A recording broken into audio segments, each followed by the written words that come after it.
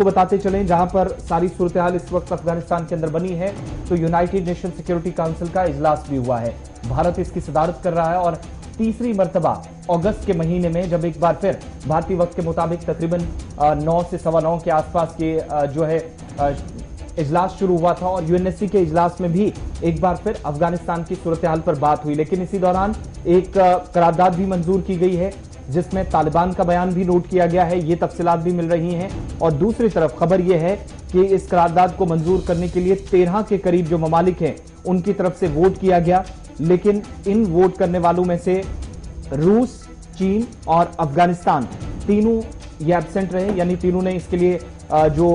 13 ममालिक थे उनकी तरफ से इसके हक में वोट दिया गया है। मगर करारदाद जब मंजूर की जा रही थी तो उस वक्त भी कुछ मालिक की तरफ से ऐतराज किया गया, लेकिन भारत ने भी अपना मौक़िफ़ पेश करते हुए एक बार फिर जहां पर अफगानिस्तान के अंदर तालिबान जब से आया तो जो वादे मुसलसल 15 अगस्त के बाद किए गए प्रेस कॉन्फ्रेंस के जरिए या जो ऑफिशियली बयान जारी किए जाते रहे, उन पर भारत की तरफ से कहा गया कि उम्मीद करते हैं कि अफगानिस्तान के अंदर जो कुछ तालिबान ने पिछले 2 हफ्तों में कहा उस पर वो खरा भी उतरेंगे। दूसरी बात, भारत की तरफ से मौक़िफ़ पेश करते हुए दहशतगर्दी के खात्मे और अफगानिस्तान की सरजमीन को दहशतगर्दी के लिए इस्तेमाल नहीं होने दिया जाएगा। उम्मीद है कि तालिबान अपने उस वादे और दावे पर कायम रहेगा। हर्ष श्रृंगला जो भारत की नुमाइंदगी कर रहे थे और सदारत भारत की तरफ से हो रही थी, उनकी बात भी आपको सुनाएंगे। डॉक्टर हर्ष श्रृंगला की तरफ से क्या कुछ कहा गया। लेकिन यूएनएससी के इजलास में एक करारदाद भी मंजूर हुई है जिसमें अफगानिस्तान, रूस और चीन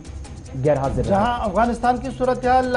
पर बात हुई है, वहीं पर फलस्तीन के मामले पर भी कल बहस हुई है और फलस्तीन के मामले पर भारत का मौक़िफ़ एक बार फिर दुनिया के सामने आ चुका है और भारत ने एक बार फिर आज़ाद फ़लस्तीन की बात सामने रखी है और उनका मानना है कि आज़ाद फ़लस्तीन के अंदर हर मुमकिन कदम उठाने की ज़रूरत है। कल आपको याद होगा कि फ़लस्तीन के अंदर एक ड्रामाई तब्दीली ये देखने को मिली थी कि गाज़ा स्ट्रिप और वेस्टर्न एरिया के अंदर कल इजराइल के वज़ीर दिफा और महमूद अब्बास के बीच में मुलाकात हुई थी, जिस दौरान ये साफ अंदाज़ा लगाया जा रहा था कि व्हाइट हाउस से कुछ ऑर्डर्स आए थे, व्हाइट हाउस के साथ जो तालमेल था उसी का असर ये था कि कल की मीटिंग हुई थी। और कल जब अक़वाम मुत्तहिदा की हम बात करते तो सलामती काउंसिल के अंदर कल जब फ़लस्तीन का मामला सामने आया था तो फ़लस्तीन के मामले पर भी भारत का मौक़िफ़ जो है वो सामने आया है और एक आज़ाद और ख़ुद मुख्तियार मुल्क की हिमायत यानी फ़लस्तीन की हिमायत के लिए भारत खड़ा है और वहाँ पर जिस तरीके का भी इंसानियत को फ़रोग़ देने के लिए या जिस तरीके का भी जो रिलीफ ज़रूरत है उसको देने की बात जो है वो कही गई है। हर्ष श्रृंगला